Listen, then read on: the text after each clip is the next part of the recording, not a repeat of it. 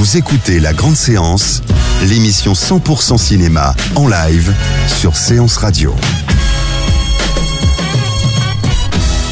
Bonsoir et bienvenue sur Séance Radio. On vous l'avait promis hier, on a eu un petit problème technique, mais on est là ce soir. Et vous entendrez Luc Besson qui nous a fait l'honneur et le plaisir d'être dans cette émission. Je l'ai rencontré il y a 2 jours. Et donc, il nous parlera évidemment de Valérian et la cité des 1000 planètes. Il sera bien là. Vous avez des questions à poser à nous, puisque Besson, Luc n'est pas en direct, mais vous n'hésitez pas. Nos blogueurs sont là, nos blogueuses plutôt. Claire Fayot pour le genou de Claire. Bonjour Claire. Bonsoir. Et puis Marla Singer pour Marla's Movies. Bonsoir Marla. Bonsoir Bruno, bonsoir à tous. Et notre invité, donc Luc Besson, vous l'entendrez tout à l'heure, il parlera bien sûr du film, de la façon dont il s'est fait, des effets spéciaux, des acteurs, du dessinateur et du scénariste, puisque tout ça est tiré évidemment de la bande dessinée célèbre. Et puis une petite nouvelle chez nous, mais elle est bien là, Lola. Bonjour Lola. Bonjour. Vous nous expliquez Lola comment les auditeurs peuvent rentrer en relation avec nous et qui n'hésitent pas surtout. Absolument, vous pouvez nous retrouver et nous contacter sur les comptes Twitter et Facebook La Grande Séance, Séance Radio, pardon, et avec le hashtag La Grande Séance. Merci Lola. Super, et n'hésitez absolument pas. Évidemment, restez tout au long de l'émission car il y a d'abord les tops et les flops, français et américains. Vous allez voir, il y a des surprises. Nos blogueuses nous parleront de leur coup de cœur, leur coup de gueule de cette année et de ce qu'on attend pour cet été. Qu'est-ce qu'il faut aller voir cet été? On parlera des événements évidemment à venir au niveau du cinéma. On parlera dans un débat justement à l'occasion de la sortie de Valérian, est-ce que le cinéma et la bande dessinée font bon ménage? On aura plein de choses à dire là-dessus. Et puis surtout restez jusqu'à la fin car il y a un blind test spécial Luc Besson et vous allez voir, ce sera à la fois facile et difficile. Et dans un instant, les tops et les flops du box-office. La Grande Séance, le box-office. Alors on a gagné une journée en faisant l'émission ce soir et tant mieux car on a une super top côté américain puisque Moi, Moche et Méchant 3 qui est sorti hier a fait le meilleur démarrage tout film confondu depuis le début de l'année. 455 000 entrées en une journée, vous voyez ce que ça promet pour la semaine, plus de 2 millions d'entrées dans la semaine. Non seulement c'est le meilleur démarrage de l'année, mais c'est aussi le meilleur démarrage américain depuis 2 ans. Donc Moi, Moche et Méchant 3 a toujours la cote, oui. Malgré les critiques qui étaient pas très bonnes, les critiques en France, Claire. Oui, mais les mignons valent des millions, sans mauvais jeu de mots. Il faut voir le marketing autour de ces petits personnages jaunes, c'est incroyable et c'est vrai que c'est l'une des franchises qui plaît à tous, enfants et adultes. Et on est content parce que l'un des initiateurs de ces personnages, c'est Pierre Coffin. Cocorico, oui. Cocorico, absolument. Ça, c'est pour le top américain. Pour le flop américain, je veux pas être très trop moqueur, mais ils sont tous ex-aequo dans les flops. La Momie, qui plafonne après 3 semaines à 1 million et des poussières en entrée, pour un film avec notre ami Tom Cruise. Vous savez qu'Universal a voulu replonger dans ses archives pour repartir sur des films d'horreur, d'angoisse, etc. Ben ça ne marche pas, donc il va falloir qu'ils révisent leur batterie.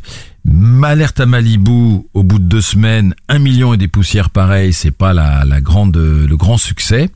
Et puis Transformers a démarré, et au bout d'une semaine, il est à 800 000, peut-être un peu plus entré, c'est pas non plus le gros succès. Donc ça veut dire, mais on le dit chaque année, après ça repart, que quand même les blockbusters s'épuisent un petit peu, et que la recette de nous balancer les gros blockbusters américains, ça marche pas toujours, en tout cas, pas toujours en France et pas tellement non plus aux États-Unis pour certains d'entre eux. On passe à la France.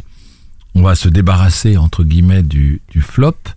Il y en a plusieurs, mais je ne parlerai que d'un flop, celui qui est le plus retentissant, Bad Buzz, de nos amis Eric et Quentin, qui marche pas bien puisqu'il est autour de 50 000 entrées au bout de, je crois qu'il est sorti la semaine dernière, ou même peut-être. Ouais, voilà. Donc ça marche pas du tout. Voilà. Donc je le dis avec tout le respect et l'amitié que j'ai pour eux. Voilà, on peut être drôle à la télévision, mais peut-être moins au cinéma. Et puis dans les tops, alors il y a des petites comédies qui ont pas mal démarré, notamment Les Ex de Maurice Barthélémy, voilà, qui est autour de 300 000 entrées. J'avais remarqué qu'un autre ex des Robins des Bois, Pef, avec Mon Poussin, ça démarrait pas si mal que ça. Et puis c'est parce que ça me fait plaisir, parce qu'il y a des films comme ça qui démarrent lentement, mais qui après reprennent un peu du poil de la bête. Et ça a été le cas grâce aussi à la Fête du cinéma. Ce qui nous lie de Cédric Lapiche Ça me fait très plaisir, Bruno, franchement. Avait vraiment démarré très très doucement. Les gens sont pas habitués. Ils étaient habitués à la trilogie, l'auberge espagnole, les poupées russes, le casse-tête chinois. Là, ça se passe en Bourgogne. C'est un très beau film, très émouvant. Eh bien, grâce à la fête du cinéma et au fait que ça marche très très bien au niveau du bouche à oreille, notamment en province, le film va vers les 600 000 entrées et donc va peut-être terminer sa carrière à 800 000 et peut-être plus. Pourquoi avec cet été, si on a envie de déguster du Bourgogne par l'intermédiaire du film et de voir une belle famille, une belle histoire, ben voilà, Ce qui nous lie de Cédric Lapiche, il fait partie des tops. Dans un instant, on se retrouve justement pour notre séquence avec les blogueuses. La grande séance, l'actu cinéma des blogueurs. Marla de Marla's Movies. Alors, on va commencer par les coups de cœur de 2016. Qu'est-ce qui vous a plu cette année ? Alors, on revient au tout début de l'année, en janvier, avec Nocturnal Animals de Tom Ford, qui pour moi est pour l'instant le meilleur film de l'année, donc ça remonte à janvier. Et oui, pour l'instant, on n'est qu'en juillet, donc j'attends bien sûr de voir décembre les autres coups de cœur. Mais Nocturnal Animals, c'est magnifique, c'est très bien écrit, il y a tout un jeu sur l'écriture, l'écrivain, une femme comme ça qui lit dans un roman de son ex-mari sa propre histoire, et j'en dis pas plus, c'est formidable. C'est bien, on va pouvoir le rattraper en DVD ou en streaming. Lion ? Oui, il y a Lion aussi, absolument, qui aurait pu être récompensé aux Oscars. De nominations. Oui, et puis même pour la récompense suprême au milieu de justement La La Land, et puis Moon Knight qui a finalement in extremis eu son prix. Lion, c'est la belle histoire d'un petit garçon indien qui est perdu et qui prend le train par erreur pour vouloir retrouver son frère et se retrouve malheureusement à l'autre bout de l'Inde, à l'autre bout du pays. Donc un enfant perdu à qui il arrive des choses extraordinaires. Vous avez versé votre petite larme ? Complètement. Ouais, moi j'avais des réserves. Hein. Ah oui ? Oui, j'avais des réserves parce que j'avais trouvé que la première moitié du film était bien, mais que il s'encalminait un peu, si on peut dire. Pendant toute la recherche sur Internet, c'était presque une publicité pour Google, et là ça tombait un peu, ça patinait un petit peu quand même. Oui. Vous n'êtes pas d'accord ? Il y a un petit peu. Il y a un joli couple avec Dev Patel et Rooney Mara qui met un peu de piment là-dedans. C'est vrai que je suis plus touchée par le petit garçon que par Dev Patel dans ce film-là, que j'aime pourtant beaucoup ailleurs. Mais je trouve quand même que c'est une belle histoire de retour aux sources, de retour chez soi. Et la fin m'a rappelé, sans spoiler. Je vois que Claire acquiesce. Oui, ça m'a rappelé la couleur pourpre. C'est ça, mais c'est aussi une très belle histoire vraie sur l'adoption. Et le personnage de Nicole Kidman, tu n'en as pas encore parlé, est extraordinaire, je trouve. Voilà, donc c'est cet aspect-là aussi qui m'a vraiment Nicole Kidman qu'on continue à voir beaucoup au cinéma, puisqu'elle était 2 ou 3 fois à Cannes, qu'elle était dans Lyon. Oui. Ouais, c'est une actrice qui bosse. Alors, qui bosse grave. Vous avez vu la transition ? Qui bosse grave, oui. Alors, on fait la transition qu'on peut, effectivement. Et en plus, c'est une transition qui est pas facile, puisque grave n'a rien à voir avec Lyon, qui est vraiment le drame très joli, etc. Mais grave, c'est un film d'horreur. Oui. Qui sort en DVD là actuellement, hein. J'ai reçu le DVD moi. Absolument, alors qui a été auréolé de prix, ça fait plaisir. Pour la réalisatrice Julia Ducournau, qui a beaucoup de talent, c'est un premier film et c'est vraiment le coup de maître. Il faut, alors je dis sur mon blog Marla's Movies, âme sensible s'abstenir pour celui-là. C'est un peu rude. Parce qu'il est quand même très cru. Il est carnivore. Il est carnivore. Oui, c'est l'histoire c'est très psychanalytique. Hein, c'est l'histoire d'une dévoration. Voilà, c'est très fort, c'est très abouti. Vous voyez, je vais faire une comparaison osée, mais il y a un autre premier film qu'on a vu récemment de Léa Misus qui s'appelle Ava, qui est très beau aussi, très fort aussi, mais que je trouve moins abouti. Grave, je trouve qu'il est abouti de A à Z. Il y a rien à reprocher au film. Voilà, il est très bien filmé. C'est terrible. Et puis, Je ne suis pas votre nègre, celui-là, je ne l'ai pas vu, cher Marla. Alors, il faut voir Je ne suis pas votre nègre. En anglais, ça donne I am not your negro. Au départ, c'était un documentaire d'Arte, extrêmement réussi, où on découvre, un activiste noir. On connaît Martin Luther King, on connaît Malcolm X, et là, vous découvrez un poète nouveau. Là, ça me revient pas son nom, zut. Baldwin, James Baldwin. James Baldwin. Donc un homme extraordinaire qui s'est défendu lui aussi pour les droits des Noirs Et le documentaire est très intelligemment commenté, c'est-à-dire qu'on a en VO la voix de Samuel L. Jackson et en VF, surprise, Joey Starr qui se défend extrêmement bien dans le doublage, effectivement, de cette voix off qui va nous amener au cœur du Black is Beautiful, de ce combat des Noirs, donc dans la lutte pour les droits civiques, et c'est passionnant. C'est génial, donc il y a de quoi rattraper quelques films qui sont sortis cette année, et vous avez quelques coups de gueule. Oui, hélas. Alors le récent Baywatch, on va pas en parler trop longtemps. L'alerte à Malibu, on va pas lui faire trop de pub parce que même quand on en parle en mal, on en parle quand même, donc on va y aller brièvement. Si vous aimez les hommes musclés et les jeunes filles en maillot de bain rouge, c'est bien. Pour les autres, il y a plein d'autres films à voir. Alors, je suis une des rares blogueuses sur la blogosphère à ne pas avoir aimé Split de Shyamalan, qui est le dernier opus donc de ce grand réalisateur de thriller à qui l'on doit Le Sixième Sens, Incassable, qui sont des thrillers extraordinaires. Et là, tout à coup, Split, c'est pas le premier ratage qu'il fait, hein. Hélas. Depuis Le Village, je trouve qu'il a pas fait grand-chose. J'avais détesté le film avec le père et le fils Will Smith et son fils. J'avais pas compris, j'avais pas. Non, mais ça marche bien. Donc ce Split, c'est raté. Hélas. Alors là, je suis pas du tout d'accord avec vous. Ah non. On va sauter, mais on va revenir, au Fantôme d'Ismaël. Mais Orpheline, vous n'avez pas aimé? Alors Orpheline, d'Arnaud Despalières, si je me souviens bien. Oui, tout à j'ai fait. été déçue. Ah, c'est un film fort. Oui, alors je voulais vraiment le voir et tout. J'avais été invitée à la Projo et tout. Et Arnaud Despalières, je suis très fan d'un documentaire qu'il a fait en 2010, qui est très peu connu, qui s'appelle Disneyland, mon vieux pays rêvé, qui est un documentaire sur Disneyland, un voyage intime de Disneyland, très bien raconté, là aussi avec une voix off extrêmement intelligente. Et tout à coup, Orpheline, même si je suis très amoureuse d'Adèle Haenel, très amoureuse d'Adèle Exarchopoulos, là vraiment, j'ai trouvé ça peut-être trop sombre. Et c'est vrai que ça m'a pas parlé, c'est vrai. Ah, moi je trouve ça sombre. Claire, je l'ai vu également et cela m'a mis, mais vraiment, j'ai été très mal à l'aise en voyant ce film. Mais c'est bien, il y a des chefs-d'œuvre qui mettent mal à l'aise. Oui, moi aussi, mais non, ça m'a bousculé, j'ai senti, mis mal à l'aise.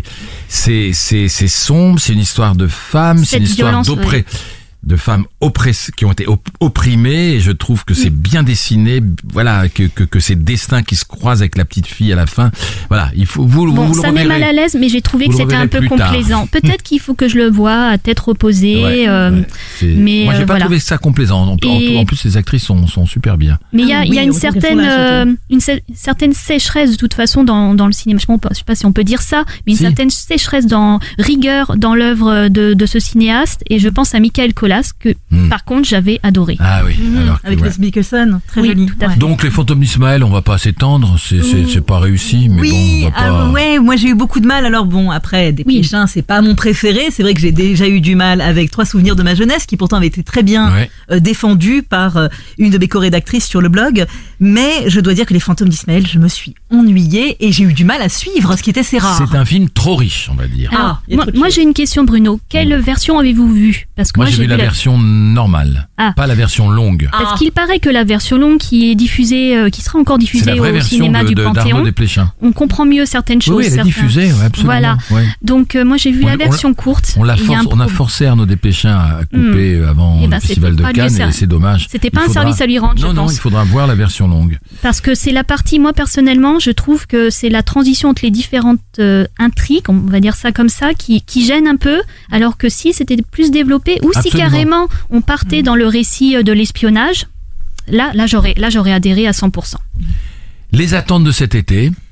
Alors, il y en a plusieurs de mon côté. Je vais laisser Claire aussi intervenir, bien sûr. Alors, le 12 juillet, il y a The Circle, le cercle, avec Emma Watson. Ça parle d'une jeune fille qui a 24 ans et qui travaille pour la première fois dans une entreprise qui ressemble beaucoup à Google ou à Facebook. Ah ouais, j'ai entendu un géant de l'informatique. Le livre, je suis en train de le lire, est formidable. Le film est assez bien fait, il est assez intelligemment fait.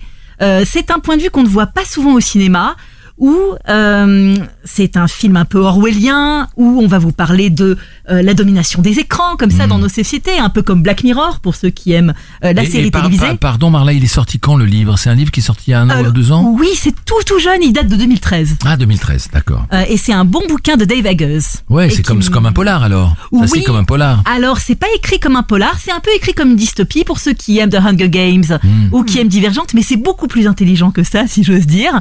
C'est-à-dire qu'on se met du côté d'une jeune fille qui est, elle, pour la transparence totale. Contrairement au personnage dont on a l'habitude chez Orwell, par exemple, là, pour le coup, elle est pour le partage total, la transparence totale, tout montrer de sa vie en vidéo, et peut-être qu'elle va le payer cher. Ah, excellent. À la recherche des femmes chefs? À la recherche des femmes chefs, oui, je l'attends, et en même temps, il est sorti hier, donc je vais pouvoir y aller, évidemment. C'est un documentaire sur les femmes qui vont à la cuisine. Oui, qui sont chefs cuisiniers, absolument. Alors, les femmes à la cuisine, ça, c'est le vieux cliché sexiste, mais c'est drôle parce que quand on parle des chefs cuisiniers, on ne parle quasiment que des hommes, très peu des femmes. Alain Ducasse va voir son documentaire bientôt. Voilà, absolument. On ne pense pas à ces femmes qui savent cuisiner. Il y a le Festin de Babette, qui est une fiction et qui nous parle de ça. Magnifique mais finalement, est-ce que vous pouvez citer autour de la table des femmes chefs? Non. Eh bien, moi non plus. Oui. Si, mais j'ai un trou de mémoire. Elle est connue à Paris, là. Oui, ça va pas m'aider. Ouais, là, c'est Madame Darroze. Voilà, Hélène Darroze. Hélène Darroze. On connaît qu'elle. Et c'est drôle parce que pour les chefs cuisiniers, il y a tout de suite. Elle était dans Top Chef, Hélène Darroze, non? Ouh là là. Ah, Ouais, peut-être, je ne regarde pas cette émission. Mais moi, je regarde Top Chef. Ah, mais c'est On a une confession de Bruno ce soir. Je regarde parce que quelqu'un d'autre regarde, mais franchement. Bon, bref, je préfère The Voice. Midnight Sun. Midnight Sun. Alors ça, c'est pas très connu. Au départ, c'est un film japonais, Midnight Sun, et ça parle d'une jeune fille, hélas, allergique au soleil. Ah, c'est pas possible. Et oui, tout à fait. Ça veut dire que dès qu'elle sort et qu'elle a les rayons UV, elle brûle au sens très littéral. Et la bonne nouvelle, c'est qu'elle rencontre un jeune homme. Elle le rencontre le soir, bien sûr, et ils vont avoir un été nocturne tout à fait passionnant. C'est des vampires, quoi. Non, alors elle vit comme un vampire, mais apparemment, c'en est pas une, et c'est une belle comédie romantique, apparemment. Merci Marla. Claire Fayot du Genou de Claire. Vous attendez Valérian, entre autres. Et oui. Voilà, alors, pour quelle raison? Eh bien, d'abord parce que c'est une adaptation de bande dessinée, et aussi pour l'implication, à la fois l'investissement, j'allais dire, à la fois financier et personnel de Luc Besson sur ce projet, et les effets spéciaux. Puis vraiment, j'ai vu l'exposition qui traite de la bande dessinée et des aspects scientifiques imaginé par Christin et Mézières, et ça a l'air alors je vous appellerai dès que vous aurez vu le film. J'aurais envie de connaître vos commentaires. Office de Johnny To. C'est un polar. Office. Alors c'est un polar, mais ça a l'air d'être un truc complètement fou. Alors Johnny To, c'est quand même un réalisateur hongkongais extrêmement éclectique, je trouve. Et là, alors, c'est un thriller, un polar, mais en comédie musicale. Sur, je ne sais pas si vous avez vu The Big Short, le casse du siècle. Oui. Eh ben c'est ça, c'est une réponse à The Big Short, donc la crise des subprimes, mais vue à la sauce hongkongaise et en musique. Incroyable. Donc voilà. Donc c'est très attendu. Vous l'attendez? Je l'attends. Je pense que ça va pas forcément attirer tout le monde, mais moi ça m'intrigue énormément. 120 vêtements par minute, le film de Robin Campillo qui a eu le Grand Prix du jury à Cannes. Et voilà, je l'ai vu entre-temps. Ah, c'est beau. Oui, c'est beau. Maintenant, j'ai une réserve sur la dernière partie et le traitement de l'histoire d'amour, avec certaines scènes qui sont un peu triviales, qui m'ont un peu sorti. Oui, c'est long, c'est long. La dernière partie, les plans sont étirés, tout est étiré, et c'est dommage parce que j'ai vraiment, vraiment, vraiment adhéré le film fait 2h20, à l'histoire. Oui, ça fait long.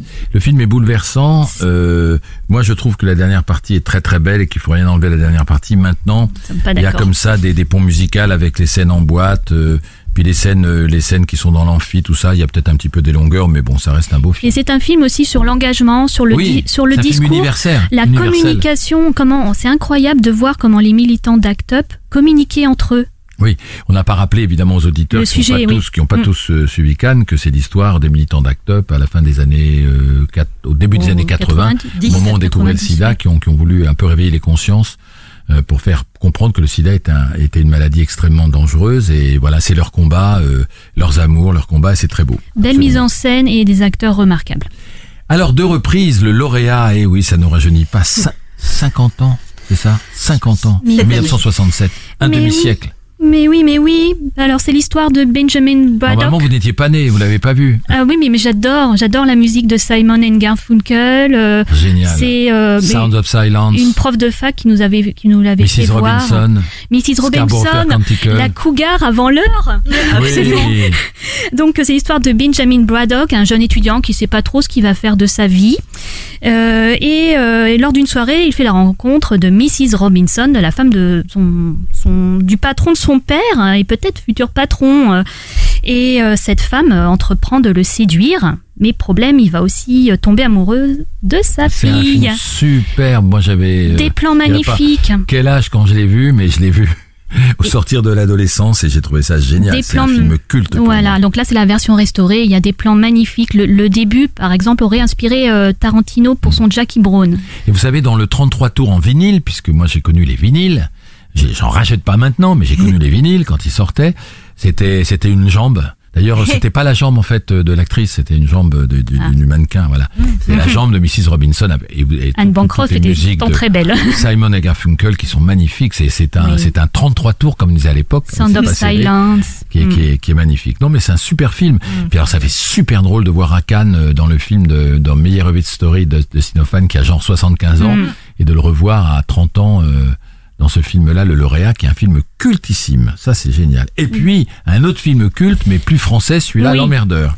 Alors, L'Emmerdeur, avec un casting de choc, Lino Ventura, Jacques Brel.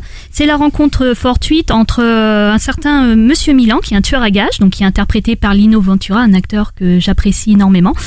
Et ce tueur à gages doit donc tuer quelqu'un et exécuter son contrat, et il en est empêché par son voisin de chambre d'hôtel, qui est un emmerdeur. Le scénario était de Francis Weber. Exactement. Celui du dîner de con. Et donc, c'est François le metteur en scène, c'était Molinaro, non? Je crois. Oui, c'est ça. Je n'ai pas dit la date. C'est sorti en France le 20 septembre 1973. Ah ouais. Et le réalisateur est effectivement Édouard Molinaro. Avec un scénario de Francis Weber qui après nous a ravis avec tous ses films qu'il a réalisés lui-même. Et donc L'Emmerdeur, c'est François Pignon alias Jacques Brel. François Pignon. Et d'ailleurs, L'Emmerdeur a été repris au théâtre et tout ça. C'est vraiment une histoire culte, L'Emmerdeur. Il y a eu une version avec Richard Berry qui était très réussie il y a quelques années. Ils l'ont repris plusieurs fois. Tim Seat dans le rôle de L'Emmerdeur. Merci Marla et Claire pour tous ces conseils. Dans un instant, notre séquence invitée. La grande séance, l'interview. Donc ça s'est passé il y a quelques jours à la Cité du Cinéma.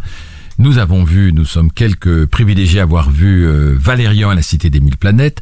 Vous savez que c'est tiré de la célébrissime BD qui est parue en 1967 dans Pilote. Imaginé par Pierre Christin au scénario, dessiné par Jean-Claude Mézières, qui sont devenus évidemment les copains de Luc Besson, même s'il y a une génération d'écart. Et Luc Besson, c'était un projet qu'il avait depuis très longtemps, depuis tout jeune, il va le raconter.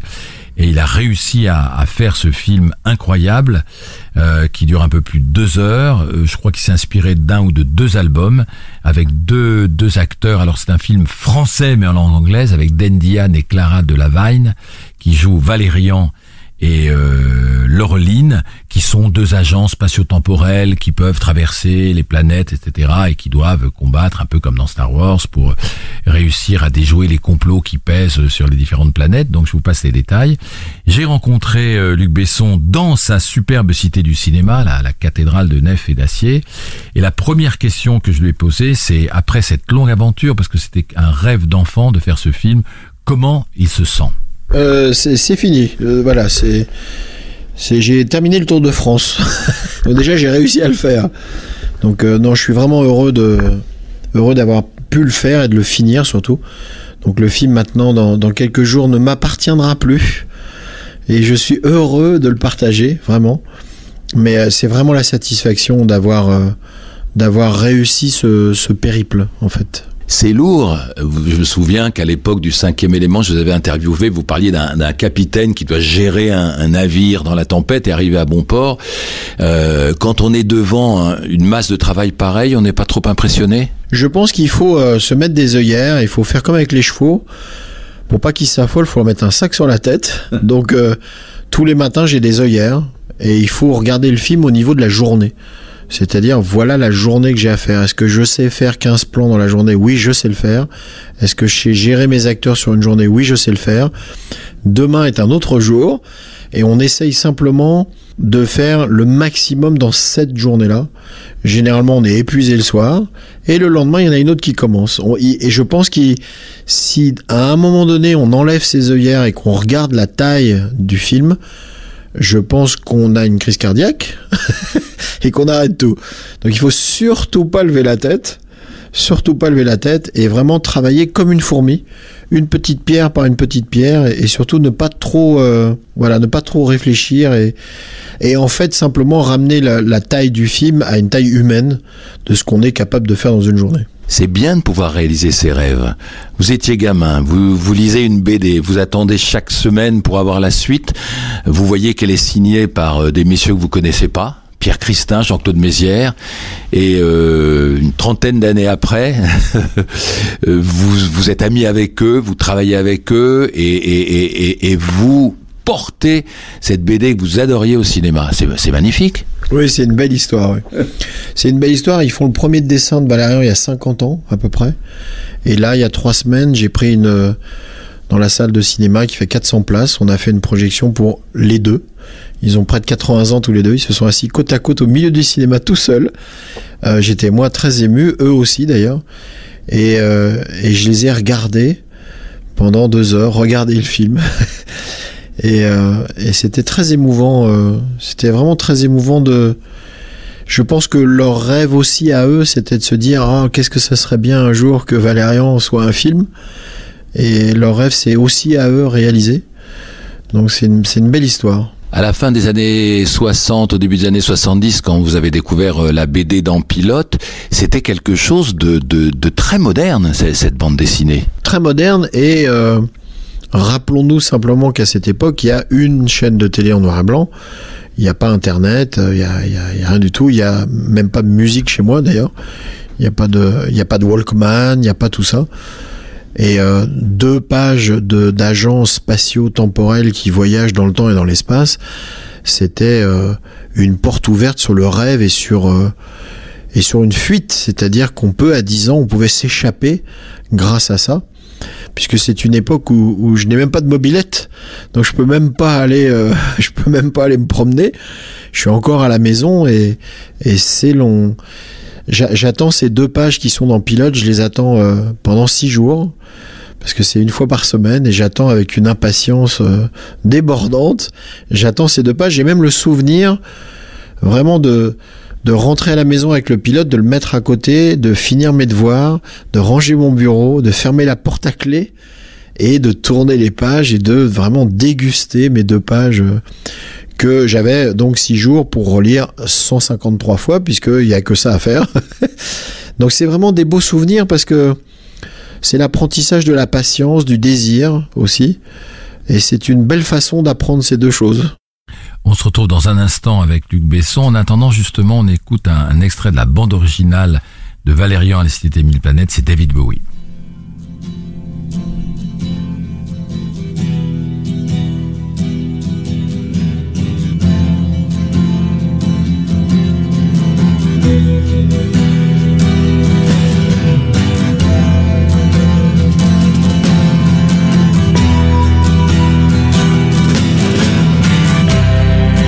Control to Major Tom. Ground control to Major Tom. Take your protein pills and put your helmet on. Ground control to Major Tom. 7, 6. Commencing countdown, engines on. 3, 2, check ignition, and may God's love be with you.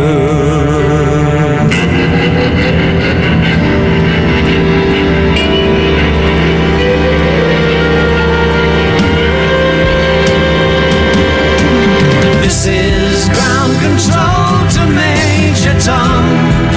You've really made the grade, and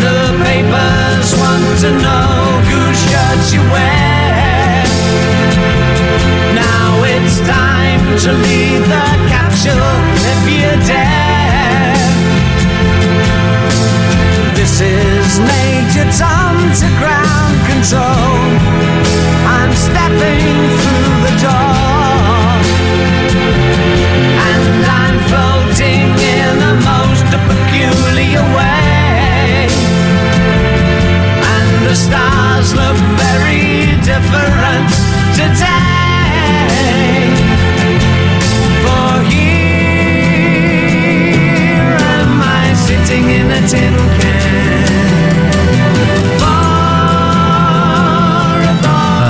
C'est un extrait de la bande originale du film Valérian et la cité des mille planètes. C'est de la musique qu'on entend au tout début du film. Magnifique. On va retrouver Luc Besson dans un instant, mais en attendant, Lola, comment peut-on communiquer avec nous, avec cette émission La Grande Séance? Eh ben, vous pouvez toujours nous retrouver et nous contacter, échanger avec nous sur les comptes Twitter et Facebook Séance Radio et avec le hashtag également La Grande Séance. Merci beaucoup. Donc, ce cher Luc Besson qui était à la Cité du Cinéma et qui parlait de son film, on en parlait à l'instant, la façon dont il a découvert la BD, l'attente, son plaisir, son désir. Évidemment, j'ai posé la question comment il a choisi ses acteurs, parce qu'il a choisi 2 acteurs anglo-saxons, Dan Diane qu'on avait vu d'ailleurs dans James Dean, et puis Laureline, et c'était compliqué pour lui parce qu'il les avait en tête, ces personnages. Comment il a choisi ses acteurs? D'abord, ils sont assez anti-héros dès le départ, et en tout cas, c'est pas des super-héros. Ils ont pas de super pouvoir, ils ont pas de collant rose. Non, ce qui est assez amusant, c'est que je connais tellement bien Valérian et Laureline. Je les connais, c'est des gens que je connais. Donc ça a été assez facile de choisir l'acteur et l'actrice parce qu'il a suffi que je rencontre des comédiens. Et il y a un moment donné où j'ai reconnu Valérian dans Dane tout de suite. Voilà, c'est son regard bleu, son sourire en coin. Il a une voix assez basse, il parle un peu comme ça. Il a l'air un peu espiègle, il était vraiment un Valérian parfait. Et puis, quelques jours plus tard, je rencontre physiquement déjà Cara, qui ressemble quand même beaucoup à Laureline, et qui a un caractère de kangourou, qui a une énergie débordante, qui est moderne, qui est une femme de son temps, et qui est, qui est parfaite pour Valérian. Et on se pose plus de questions. À partir du moment où on sait que c'est eux, en fait, la seule question qu'on se pose, c'est qu'on attend le moment de les voir ensemble pour être sûr que ça matche. Parce que là, par contre, des fois, on a des surprises. Il y en a un qui a des yeux très foncés, l'autre très clairs. Il y en a un qui a un timbre trop bas par rapport à l'autre. Il y en a un qui fait 1m50, l'autre qui fait 1m80. Il y a des fois des critères qui fait que même si l'acteur et l'actrice sont très bons, ils ne matchent pas forcément. Et alors là, il n'y a rien de pire. Là, le film n'est pas possible à faire. Et donc, j'ai réussi à réunir Cara et Dan dans la même pièce. Et au bout de 30 secondes, je suis parti dans la cuisine me faire un thé parce que c'était fini l'histoire. Ça matchait tout de suite. C'est vraiment le pied qui trouve la chaussure à sa taille. C'était incroyable. Dans le film, il y a évidemment toutes ces créatures, tous ces personnages, et ils sont pas tous dans la BD, donc c'est l'imagination là qui vous porte. C'est pas forcément l'imagination, c'est un groupe de créateurs que on a eu à peu près 2000 candidatures, on en a récupéré 15, on a vraiment fait travailler les meilleurs. Ils se sont bien sûr imprégnés du monde de Christin et de Mézières. Et après, c'est des jeunes créatifs à qui on a laissé un champ d'action énorme, puisque la première année de travail, ils ont même pas le script. Ils sont vraiment en période de recherche, d'exploration. Et c'est eux qui ont créé des centaines et des centaines d'aliens, de mondes, pour donner cette espèce de chair, de tissu, de richesse. C'est un peu comme si on allait, avant de cuisiner, on allait d'abord au marché et qu'on essayait de récupérer. On ne sait pas encore si on va faire du poisson, de la viande, des légumes, mais on achète un peu de tout, on s'ouvre à des épices orientales, on s'ouvre à des produits de la mer, des produits de la montagne. On revient chez soi, on a le frigo à ras-bord. Et après, au bout d'un an, on décide, ok, alors on va faire quoi à dîner maintenant? BNP Paribas, qui est un grand argentier du cinéma, vous aviez collaboré avec eux pour Arthur et les Minimoy, ça a été une nouvelle aventure avec eux, au point que des gens ont pu voir les coulisses du tournage, etc. C'est important d'avoir quelqu'un qui vous soutient? C'est important, c'est très important, et je suis assez fidèle, c'est-à-dire que ça s'était vraiment très bien passé sur Arthur. On avait une vraie collaboration, on a eu des vrais échanges, et donc assez naturellement, je vais pas aller voir à tous les films, mais à chaque fois qu'il y a un film un peu challenging, c'est aussi important d'avoir une banque qui vous soutient pas de temps en temps, mais qui, dès que vous avez vraiment un esprit d'entreprise et une ambition, qui soit là pour vous. Ça a été le cas, ils ont été là, et après on a essayé de voir comment on pouvait s'échanger des choses. Et il y a eu cette idée que j'ai dit, écoutez, on a qu'à inviter des clients BNP, on a qu'à faire un petit concours. il y a tellement de monde sur le plateau, hein, on est à peu près 900 toute la journée, donc 3-4 invités qui viennent pendant 1 heure, c'est pas très très gênant. Donc on a organisé tout un petit truc et tous les jours il y avait 3-4 clients BNP qui venaient un peu de la France entière, ce qui était très drôle parce que ça venait de Strasbourg, de Grenoble, de partout. La plupart du temps ils avaient jamais été sur un tournage de leur vie. Et donc ils venaient en témoin comme ça passer 1 heure sur le plateau. Alors des fois ça tombait pas très très bien parce que c'était très tendu, il y avait plein de choses à faire, et puis des fois il y avait un peu plus le temps. En tout cas je crois que ça leur a fait des beaux souvenirs. Toute dernière question, dans 1 an ce sera les 30 ans, j'ai calculé, du Grand Bleu. Je me souviens que vous avez interviewé à l'époque. 30 ans, ça ne rajeunit pas. Vous êtes content du parcours? Content? Regret? Qu'est-ce que vous ressentez ces 30 ans passés? Question spectrale, hein. Alors moi je ne me pose aucune question. J'attends d'avoir 75 ans, d'être au bord du feu avec Eric Serra et Jean Reno, et on commencera à se poser des questions en disant alors tu te souviens quoi. Voilà, pour l'instant je suis pas du tout je suis en action, j'essaie d'avancer, j'ai encore la pêche pour faire des choses, donc j'essaie de les faire et je n'ai absolument pas de rétroviseur, donc je m'en installerai un, promis, d'ici une dizaine d'années. Merci Luc. Et donc, on vient de parler de ce partenariat qui est important, puisque BNP Paribas a beaucoup aidé à faire ce film. Betty Mourao a rencontré Alia Ouabdesselam, qui est responsable des partenariats de BNP Paribas, lui a demandé c'était quoi l'enjeu. Il y a tout d'abord finalement l'histoire qu'on a avec Luc Besson qui date de plusieurs années, puisqu'on était déjà à ses côtés pour son film Arthur et les Minimoys. Il y a un deuxième point qui est que ce film est par le budget la plus grande production cinématographique européenne. Nous sommes la Banque européenne du cinéma. Il y a l'aspect très innovant dans ce film, tant dans la façon dont il a été réalisé que dans la façon dont Luc Besson a choisi de diriger aussi cette production. Il y a 70% du film sont en effets spéciaux. Luc Besson a fait de l'open innovation pour créer les costumes du film, en créant des challenges sur Internet.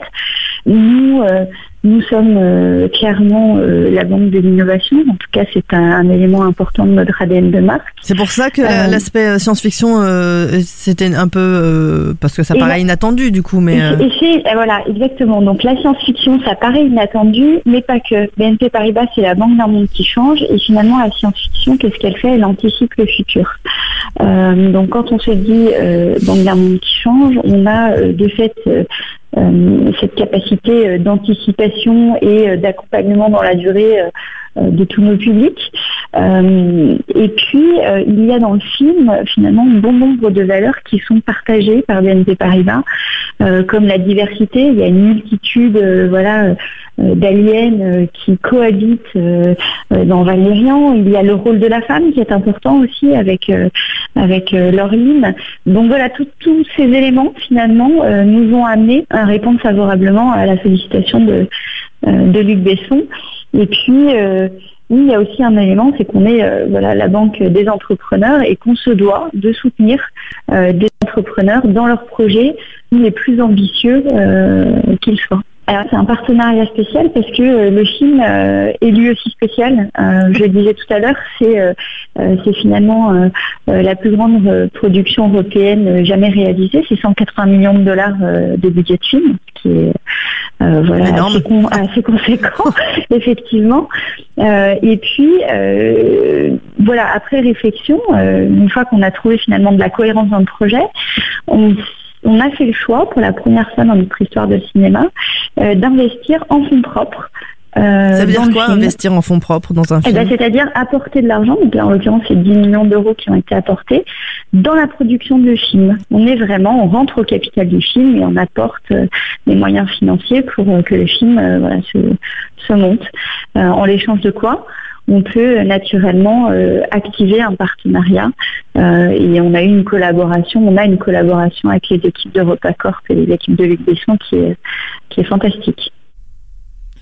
Voilà, c'était Alia Ouabdesselam qui était au micro de Betty Mourao. Dans un instant, on se retrouve pour la séquence événements. Les événements cinéma sont dans la grande séance. Donc, parmi les événements cinéma à venir, du 11 au 17 juillet, il y a un grand festival international de cinéma de Marseille qui accueille 150 cinéastes, des producteurs, des comédiens. Cette année, il y aura beaucoup de série B, avec un hommage au grand maître de la série B, Roger Corman, qui était une légende à Hollywood. Il y aura 31 films qui représenteront 22 pays, la plupart sont des inédits, donc c'est un festival important. Il y aura des documentaires, des fictions, des rencontres évidemment avec les réalisateurs, les comédiens, les critiques de cinéma, les invités. Il y aura des courts-métrages également. Et puis ce festival donne à voir évidemment plein de formes cinématographiques différentes, c'est ce qui fait sa particularité. Et puis là, c'est un peu plus tard quand même, puisque c'est à la fin du mois d'août, du 22 au 27 août, le festival de Dominique Besdéard et de Marie-France Brière, le fameux festival du film francophone d'Angoulême, qui revient, 22 donc au 27 août, c'est le mardi 22 au dimanche 27 août. Vous savez que c'est un festival qui est devenu important, puisqu'on voit plein de films français et francophones qu'on va voir dans les 3, 4, 5 prochains mois sortir en France. Il y aura un film très attendu en ouverture du festival, Au revoir là-haut, d'Albert Dupontel, qu'on attend depuis longtemps, l'adaptation du roman de Pierre Lemaitre. On va voir plein de films inédits, bien sûr, et notamment Bonne Pomme de Florence Quentin avec Gérard Depardieu et Catherine Deneuve, qui se retrouvent, on les avait vus dans le film de Ozon, Potiche, entre autres. Le jury sera présidé pas par n'importe qui, puisqu'il s'agit de John Malkovich, qui sera épaulé par Claire Chazal. Et puis on retrouvera dans les membres du jury Laura Smet, le réalisateur Lucas Belvaux, qui a fait récemment son superbe Chez nous, l'écrivain Philippe Besson, la productrice Denise Robert, si je me souviens bien, qui est québécoise, le responsable éditorial de Canal+, Yvan Guyot, et puis Stéphie Selma, vous vous souvenez, c'est la belle jeune femme de 10%, absolument. Et qui joue dans Les Ex aussi. Et qui joue dans Les Ex, qu'on voit de plus en plus au cinéma. Dans un instant, on se retrouve pour notre séquence Le Débat, après une petite pause musicale. I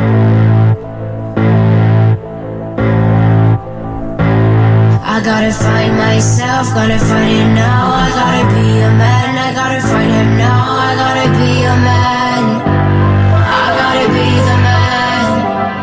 I gotta find myself, gotta find it now. I gotta be a man, I gotta find him now. I gotta be a man, I gotta be the man.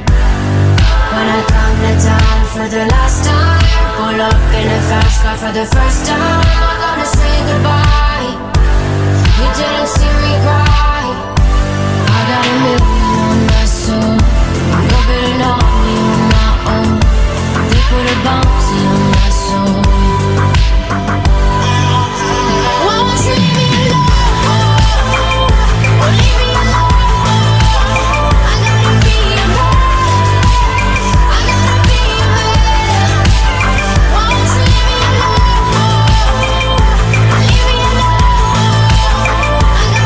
alone.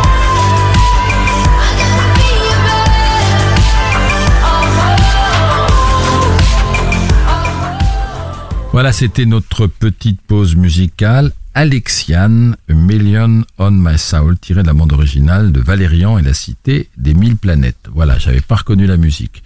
Dans un instant, donc, la question débat, réaction sur cinéma et bande dessinée, font-ils bon ménage? La grande séance, le débat.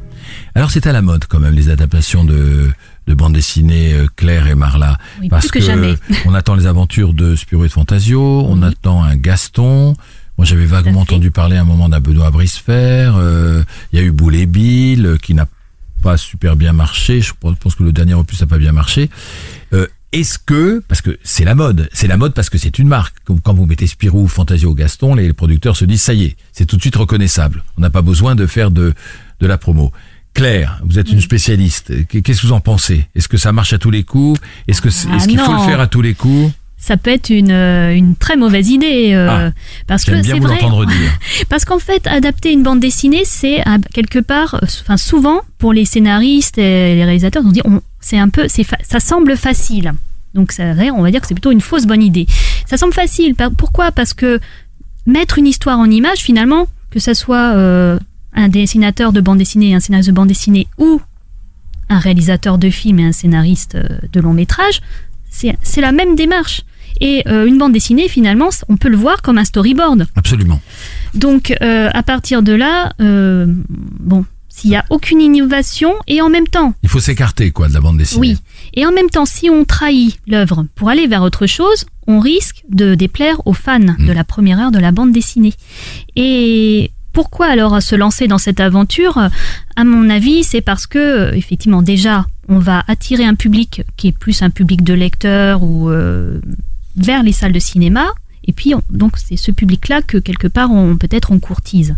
Alors, dans cette séquence, on a pas mal d'interviews qui ont été faites par César Monterol lors du dernier, justement, festival de la bande dessinée d'Angoulême pour Séance Radio. Alors, on va écouter déjà la réaction à ce sujet de Pierre Christian et Jean-Claude Mézières, qui sont justement le scénariste et le dessinateur de Valérian, dont parlait tout à l'heure Luc Besson. Tous les amateurs de bande dessinée sont des cinéphiles aussi. Évidemment que c'était tentant de dire, enfin, va y avoir un film sur Valérian.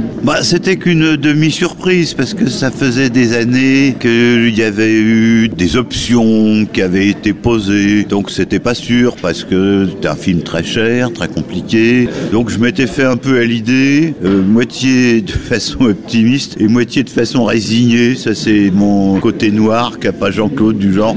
on va crever avant que ça arrive parce que ça va vraiment pas assez vite, Et puis ça s'est accéléré et je suis encore là pour le voir, donc j'étais doublement content en quelque sorte d'avoir survécu assez longtemps pour pouvoir visionner le film.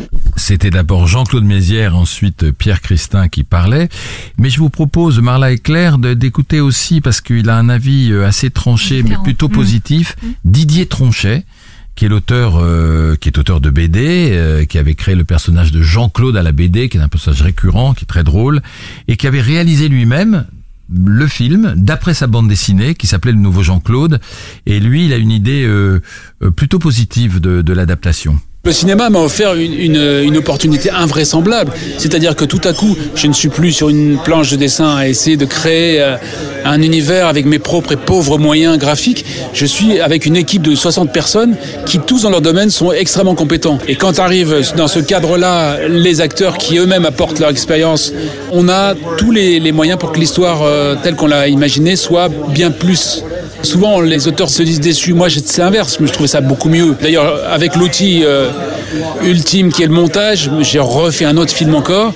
Autant de façons de procéder que la bande dessinée ne permet pas. Un album, on l'a fini, on revient pas sur les cases 1 et 2. Le cinéma permet toujours une évolution. C'est une histoire en mouvement. C'est cette vie permanente, cette plasticité de l'histoire que j'ai trouvé formidable. Comme si l'histoire existait en dehors de nous et qu'elle se pliait à toutes les exigences qu'on lui donne pour arriver à vivre toute seule et à donner son meilleur résultat. Voilà, c'était Didier Tronchet à propos de son adaptation de sa propre bande dessinée, et le film s'appelait Le Nouveau Jean-Claude. Qu'est-ce que vous en pensez, vous, Marla ? Alors, je vais vous faire une réponse de Suisse. Ça dépend des fois, Ouais, c'est-à-dire que effectivement, il y a des adaptations pas très heureuses. Je pense beaucoup à Astérix, qui coûtait souvent très cher. Et à part la version de Alexandre Astier récente du Domaine des Dieux, qui était plutôt sympathique, je suis quand même assez déçue pour tout l'argent qu'on met dedans des films d'Astérix. Alors après, mais vous parlez de la BD, ou parce que l'adaptation en live de Chabat était plutôt bien. Moi, j'ai bien aimé, oui, ça avait beaucoup marché. Ça m'a fait plaisir pour le cinéma français à l'époque. Vous n'étiez pas une fan. Je suis pas vraiment fan. Je trouve l'humour du Derzo et Goscinny, bien sûr, malheureusement, qui est parti trop tôt, beaucoup plus efficace. Après, c'est peut-être moi, parce que j'ai toutes les BD à la maison.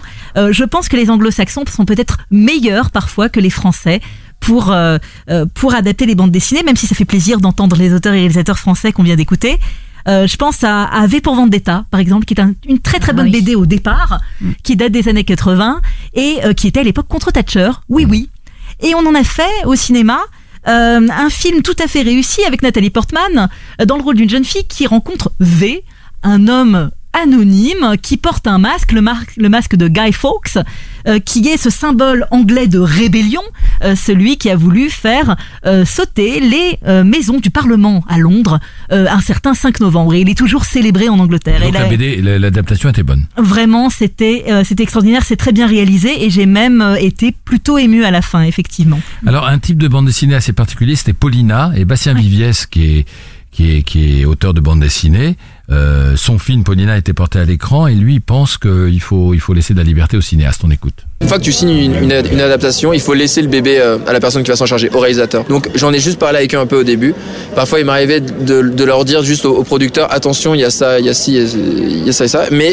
Mais en gros il faut leur laisser, il faut que le réalisateur fasse son film, a une vision, prendre des libertés. Surtout, il y a des contraintes dans la bande dessinée qui sont pas les mêmes contraintes que le cinéma. Il ne faut absolument pas calquer les contraintes dans la bande dessinée. Vraiment, c'est la pire erreur pour moi. Il faut se dire non, j'ai mon médium de cinéma, je vais exploiter à fond. Et je trouve qu'il y a des passages qui marchent particulièrement bien dans Paulina, qui n'auraient pas pu marcher en BD. Et pour le coup, moi, je pense qu'il faut faire confiance aux professionnels et laisser faire les gens. Quitte à, parce que parfois, on est des choses, on soit peut-être un peu déçus ou tout ça, mais il faut laisser faire. Claire Fayot, vous êtes d'accord ? Oui. Alors, il faut laisser faire ou alors il faut le faire soi-même. J'ai l'impression que quand des BDistes, comme on dit, BDas, les deux sont possibles.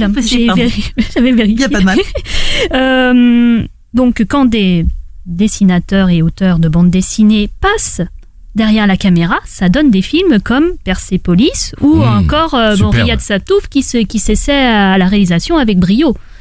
Donc, oui, mais je pense qu'après, quand on est auteur, écrivain et qu'on voit son bébé, comme c'est le terme qui a été utilisé, je reprends, son bébé partir, c'est pour le meilleur et pour le pire. Mais il faut accepter d'avoir signé et de laisser effectivement le cinéaste créer son propre univers. Alors vous allez l'entendre, il y a un autre point de vue qui est très défendable de Julien Nil, qui lui avait fait une jolie BD avec un petit personnage féminin qui s'appelait Lou, et ça a été adapté sous le même nom au cinéma. On l'écoute. Il y a des concepts comme ça avec, tu sais, des disques, des bandes dessinées qui sont vendues avec des CD de bande son que tu écoutes et tout. Mais je trouve que c'est vain parce que pour moi le principe de la bande dessinée justement c'est que il y a un rythme par lecteur. C'est-à-dire que le cinéma t'impose un rythme en fait. Et là la bande dessinée c'est très différent parce que le rythme tu dois le suggérer et c'est le lecteur qui va le reconstituer. Donc lui imposer une musique c'est pas possible parce que tout le monde va avoir un truc différent. Tu peux pas dire le mec va lire cette case-là et cette phrase-là à telle impulsion musicale, tu vois. Donc non, c'est assez vain. C'est assez vain. Le mot de la fin, l'une et l'autre sur ce débat, parce qu'on va voir cette année dans les prochains mois des adaptations de BD au cinéma, et puis ça va continuer parce que c'est vraiment la mode, quoi. Oui, il faut laisser le cinéaste faire à son idée. Ça peut marcher. Par exemple, pour Edgar Wright, qui a fait un très bon film qui s'appelle Scott Pilgrim. Scott Pilgrim, contre le monde, c'est ce jeune homme qui, pour séduire sa belle, doit vaincre ses 7 ex maléfiques. On parlait des ex un peu en début d'émission, qui fait un beau succès au cinéma. Là, c'est des ex méchants qu'il faut vaincre, comme dans les jeux vidéo, avec plein de références pour les geeks. Et le film est formidable. Et ça a été porté au cinéma ou ça va être ça y est, ça fait quelques années. Ça a été porté, je crois, en 2009 ou 2010, effectivement, et tous les fans d'Edgar Wright le trouvent formidable. Les fans de la BD sont souvent séduits parce qu'il y a plein de références aux jeux vidéo comme Mario Bros par exemple, ou Mortal Kombat, et c'est très drôle. Je voulais juste dire quelque chose. Il me semble que Darren Aronofsky s'est essayé à la bande dessinée pour Noé. C'est-à-dire pour vendre son projet du film Noé avec Russell Crowe, il avait fait une bande dessinée auparavant. Donc voilà, il y a vraiment des connexions. Et enfin, dernière chose, Luc Besson a déjà réalisé une adaptation. Savez-vous laquelle ? Non. Une adaptation de bande dessinée, Adèle Blanc-Sec. Ah oui, bien sûr, mais c'est évident. C'est une super bande dessinée, Adèle Blanc-Sec, magnifique. Ouais. Et comment le film avait été accueilli à l'époque ? Moi, je me souviens moyennement. Les fans de Tardy n'avaient pas trop aimé parce que c'est pas le même univers, encore une fois. C'est pas Louis Bourgoin tout à fait. Qui jouait Adèle Blanc-Sec. Oui, et Tardy est souvent adapté au cinéma puisqu'il a été aussi adapté pour Avril Montrouquet. Non, moi j'avais bien apprécié les décors et tout. C'était pas mal, c'était fou. Il y avait des effets spéciaux, je me souviens. Mais voilà pour ce débat à propos de cinéma et de bande dessinée. Mais vous n'en avez pas fini parce que vous allez voir pas mal de bandes dessinées adaptées, et puis surtout ce qu'on appelait la ligne claire, Spirou, Tintin, ça on connaît, Fantasio, Gaston, et puis Gaston Lagaffe va arriver aussi sur les écrans, et le personnage qui va jouer Gaston, c'est l'un des fils Tuche, un des comédiens qui joue les fils Tuche.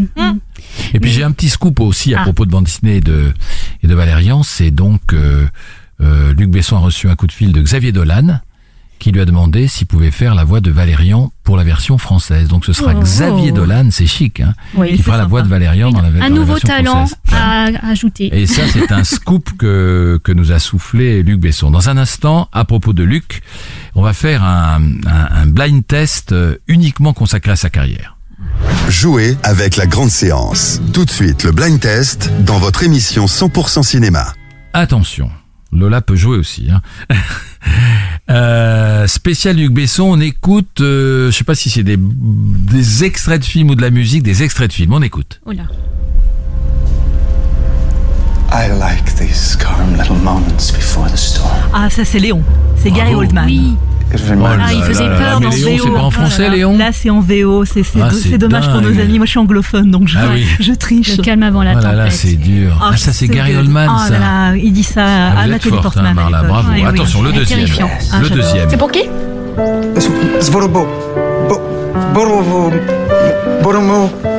Un prénom peut-être? Oui. Qui est? Andrej, avec un J. Comme Jaladin. J'ai toujours rêvé d'en avoir un. Ben enfin, Claire, justement, vous venez d'en parler. Adèle Blanc-Sec. Ça va, c'est Adèle Blanc-Sec. Les aventures extraordinaires d'Adèle Blanc-Sec. Ça a l'air si joli. Attention, le numéro 3. Vous avez bonne mine. Vous étiez sur la côte? Oui, c'est cela, oui.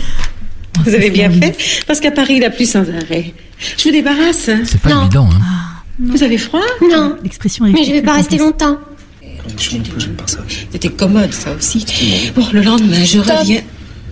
Racontez tout ça à votre voisin, parce que moi j'en ai rien à branler. Ça c'est c'est Subway, non? Mais c'est Subway, c'est pas Gianni la voix. Mais oui, c'est la voix Gianni qui joue dans J'ai Subway. reconnu à l'obscénité de la fin, parce qu'effectivement elle a bien de haut. Ah, le coquin Elle a un rôle Besson. décalé, ouais. Attention, le numéro 4.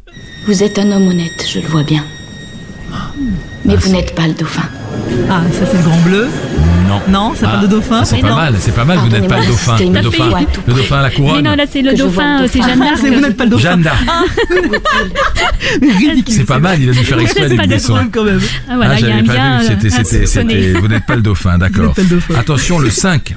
Corben, mon ange, qu'est-ce que tu m'as fait? Ah bah c'est le cinquième élément. Il n'y avait rien, Corben aucune Dallas. pêche, aucune énergie, rien du tout. Je suis censé les cinéphiles. Il faut que ça pop. Il est excellent.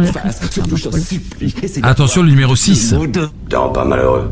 Il y a tellement de femmes sur la Terre. Tu sais ce qu'on dit, une de perdue, 10 de retrouvée. Pas vrai? Fumer ici, c'est absolument interdit. Elle est éteinte. C'est rigoureusement interdit d'en avoir à bord. À bord. Écoute, c'est aussi rigoureusement interdit de pisser ici, non? Pourtant, on a Je reconnais pas du tout les voix, moi. Curieux. C'est aussi le Grand Bleu. C'est le Grand Bleu. C'est aussi le Grand Bleu, bah oui. Mais c'est pas la voix de Jean Reno, hein. Bah non, c'est peut-être un autre personnage. C'est pas la voix de Jean-Marc C'est pas Barr. Jean-Marc Barr non plus. C'est de quelle origine, ça? C'est une autre scène, Et sans pourtant, doute. c'est bien le Grand Bleu. Attention, très le bien. 7. Regardons la glace. Qu'est-ce que tu vois? C'est Nikita, ça. Non. C'est pas Nikita. J'aurais pensé aussi. Ah, c'est un film qu'on a oublié un À peu. côté d'elle, qu'est-ce que tu vois? Je crois qu'il était en noir et blanc, le film. Oula. C'est pas THX, son tout premier? C'est bien. Non, Tu c'est pas progresses. Besson. Ah bah non, pardon. Là, on Avant, est en tu voyais Besson. que de la hein. merde. Maintenant, au moins, tu vois plus Il rien. n'y avait pas de bouse dans T'as bien celui-là nettoyé la place. Angela, c'est pas Angela. Angela. Ah, c'est Pas un bien. C'est noir et On blanc. avait oublié celui-là. Hein. Ah oui. Ouais. Pourtant, il était bien. Attention, celui-là, je l'ai pas vu. Il Le arrive 8. Je ne ressens ni peur, Version française. ni douleur, Ça doit être Nikita alors. ni aucun désir. Non. Ni peur. Tout ce qui Attends, fait de un nous autre des prénom. humains semble C'est Lucie. s'éloigner de moi. Lucie. Lucie. Ouais, ça aurait pu être Nikita. J'ai fait Comme si l'impasse. moi, Ça ressemble. en plus. je me sens humaine. Toutes C'est ces bien connaissances, ce savoir. Attention, le numéro 9. Laisse-toi guider par le plaisir. Ah, ça c'est Nikita. C'est facile. C'est Jeanne Moreau. J'étais oui. sympa, je vous ai pas demandé les dates, hein, j'aurais pu. non, Nikita, alors c'est là. quelle année? Les années 80, mais. 90, Non, non 90, tout juste. 90. Non. 90, pile. Voilà. Lucie, c'était Oula, il y a 2 ans. Il y a 3 ans. J'ai 2014. déjà enlevé de ma carte mémoire ce film. Il y a quoi je l'ai pas vu. Attention, le dernier. Valerian, I've got you on visual. Okay, but I've lost track of him. What's the shortest way there? North-northeast, je l'ai dit. 113 degrees. That leads me straight into a wall. You said you wanted the shortest way. I know.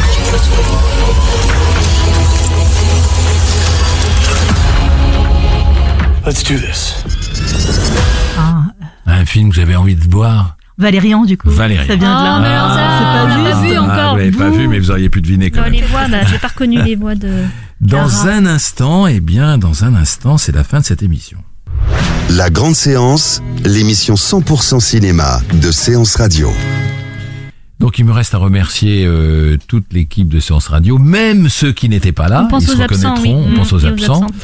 À vous remercier Claire, vous rappelez votre blog. Merci, mais retrouvez-moi sur legenouxdeclaire.com. Et Marla, singer. Vous me retrouverez sur Marla's Movies. Et puis, chère Lola, rappelez-nous comment, évidemment, on peut se connecter avec Goom Radio et avec notamment Séance Radio, la grande séance. Comme vous l'avez bien dit, sur les comptes Twitter et Facebook Séance Radio, et puis avec là, en l'occurrence, le hashtag La Grande Séance, mais sinon, tout se passe sur Séance Radio. Super, merci beaucoup Lola. Bon été à tous, bonnes vacances, plein de cinéma, même pendant les vacances, et puis on se retrouve à la rentrée. Et oui, bonne séance. Bonne séance bientôt. À tous. C'était La Grande Séance, l'émission live 100% cinéma. Retrouvez Bruno Kras et toute son équipe sur Séance Radio par BNP Paribas.